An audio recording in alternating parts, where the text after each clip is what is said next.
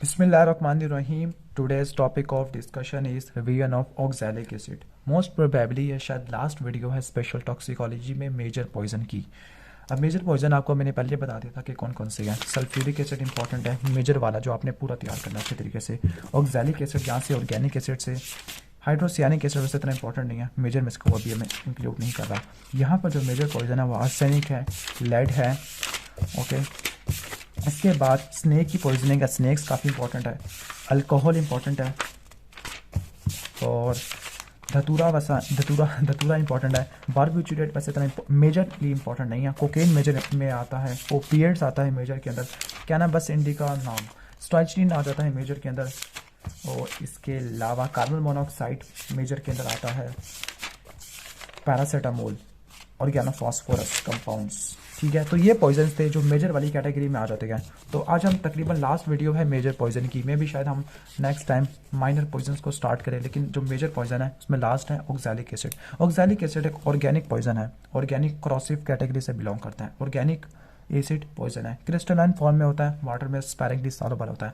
अब जो oxalic acid है इसके दो टाइप के एक्शन होते हैं, एक है लोकल, दूसरा रिमोट। लोकल एक्शन के अंदर इसका क्रॉसिव एक्शन होगा, जहाँ पे गिरेगा उस जगह की स्किन को जला देगा, क्रॉसिव एक्शन होगा। जीआईटी के म्यूकोजा में अगर निकल लिया है, स्वालो कर लिया तो जीआईटी के म्यूकोजा पर, अगर स्किन के ऊपर फेंका तो स्किन के ऊपर क्रॉसिव एक्शन होगा। रिमोट एक्शन के अंदर यहाँ पे लिखा हुआ है कि रिमोट एक्शन के अंदर का मतलब होता है कि रिमोट एक्शन का मतलब होता है कि पहले जीआईटी से एब्जॉर्ब हो जाएगा, जीआईटी से एब्जॉर्ब होने के बाद ये कहीं पे और जाके अपना एक्शन दिखाएगा। तो एक होता है लोकल, दूसरा होता है रिमोट एक्शन। तो रिमोट एक्शन में आपने ऑक्सैलिक एसिड को याद रखना है। इसके अलावा आपको पता है कि जो ऑक्सैलिक एसिड है कैल्शियम के साथ रिएक्शन करके कैल्शियम ऑक्सैलेट बना लेगा। कैल्शियम ऑक्सैलेट के स्टोन रिलेटिवली कहती है कि इनसॉल्युबल होते हैं, प्रेसिपिटेट बनना शुरू हो जाती है, किडीनल स्टोन्स बन सकते हैं। इसके अलावा चूंकि ज़्यादा कैल्शियम यूज़ हो गया है स्टोन बनाने के अंदर, तो हाइपोकैल्सीमिया हो सकता है। हाइपोकैल्सीमिया की वजह से टेटनिंग वगैरह भी हो सकती है।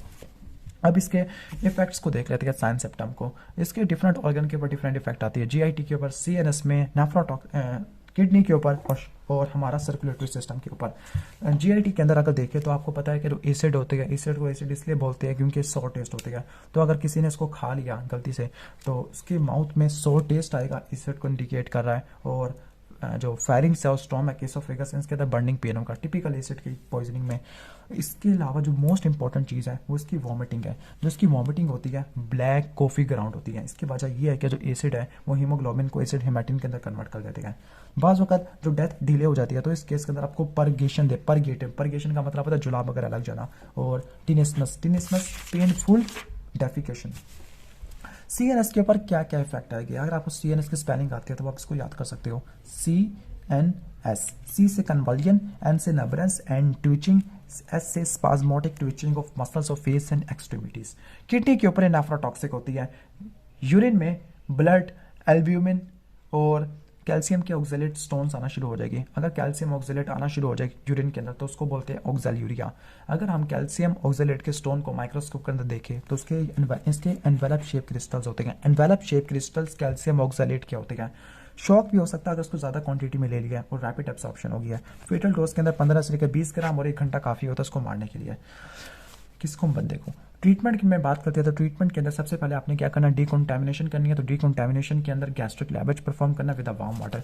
इसके अलावा आपने एंटीडोट जो देना है वो कैल्शियम की प्रिपरेशन होती है, क्योंकि जो कैल्शियम होते हैं वो कैल्शियम ऑक्सैलेट के इंसॉल्युबल बना लेके। माना कि रीनल स्टोन्स हो सकते हैं लेकिन ऑक्सैलेट का लेवल ब्लड के अंदर थोड़ा सा कम हो सकता है, कैल्शियम ऑक्सैलेट इंसॉल्युबल स्टोन बन जाएंगे।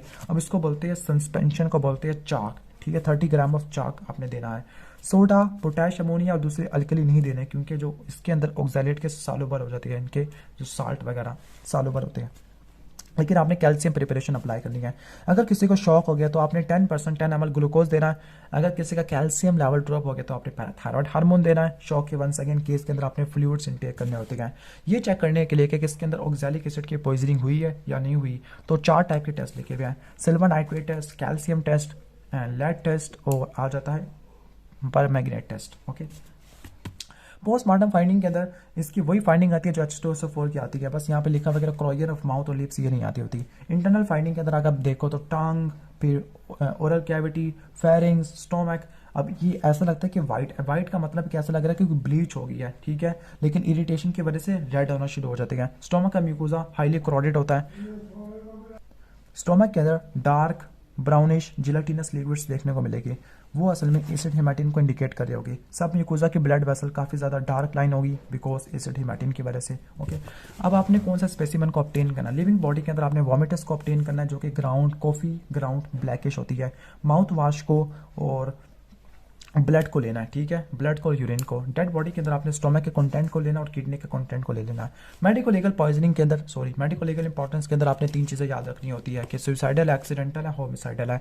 एक्सीडेंटल पॉइजनिंग जब होती है जब आपने इसको गलती से ले लिया, for example mistaken for sodium bicarbonate या मैग्नीशियम सल्फेट।